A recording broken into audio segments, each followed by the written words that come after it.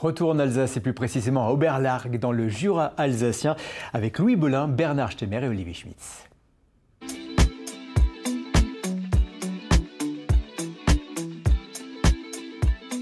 Nouvel épisode d'un lieu des histoires à Oberlarg. On vous fait découvrir aujourd'hui encore un site remarquable, le château du Morimont, classé monument historique, un château fort du XIIe siècle, l'un des plus anciens d'Alsace, dont subsistent encore aujourd'hui les vestiges que vous voyez derrière moi.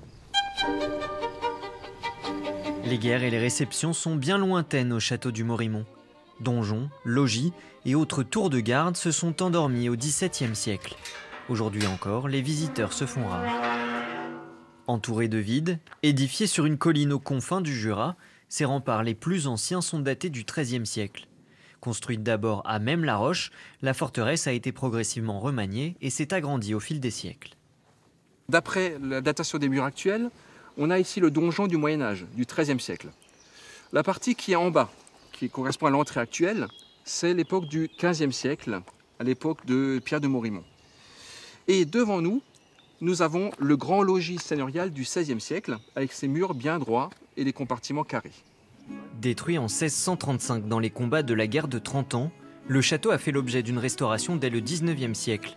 Un patriote jurassien, l'historien Auguste Quicrez, entreprend alors une campagne de déblaiement et de consolidation. Le restaurateur était dans la vision romantique et voyait partout des passages secrets, des escaliers dérobés. Et donc je voulais voir si effectivement ils existent ou est-ce que c'est une invention de cet historien. Pour le savoir, Philippe Lacour arpente exceptionnellement ce site de long en large. Le petit 5, escalier dérobé pour aller sur les remparts de l'Ouest. L'accès au château est interdit au public, mais le passionné d'histoire est un aventurier.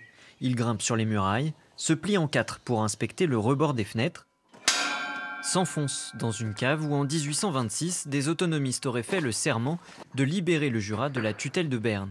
Encore une hypothèse. On ne sait quasiment rien sur cette cave.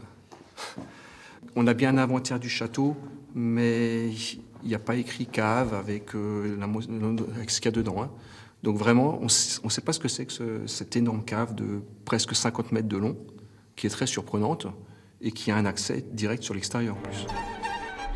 Un lieu unique en Alsace, dont les seules occupantes sont désormais quelques chauves-souris. Mais les vestiges du Morimont sont en danger, menacés un peu partout par la végétation luxuriante. Oui, puis vous voyez déjà les arbres qui ont pris tout là-haut. Sous pression, des pans entiers de murs s'effritent et menacent de s'effondrer. Ici, la façade de l'autre côté a été rénovée.